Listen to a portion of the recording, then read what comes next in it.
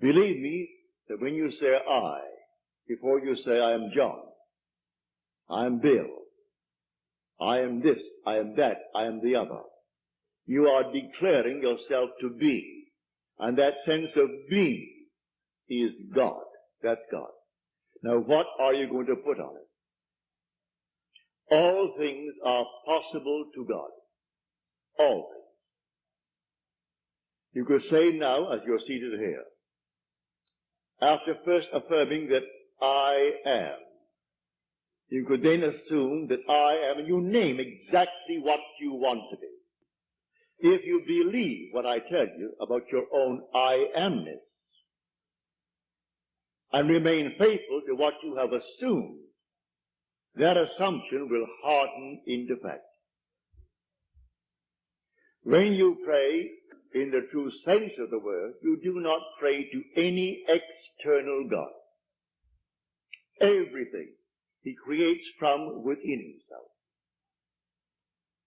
And this pattern, the individual awakens within himself. And who does it? The I of man. And that is God. Now tonight you can test it, as you are called upon to test it. Test yourselves and see. Do you not realize that Jesus Christ is in you? Unless, of course, you fail to meet the test. Examine yourselves to see whether you are holding to the faith. What faith?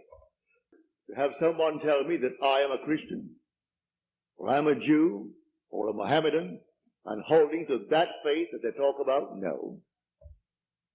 The faith that I'm talking about tonight. That your own wonderful I amness is God.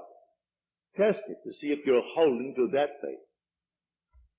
If you're holding to that faith, and all things are possible to God, you should be able to prove it in the testing.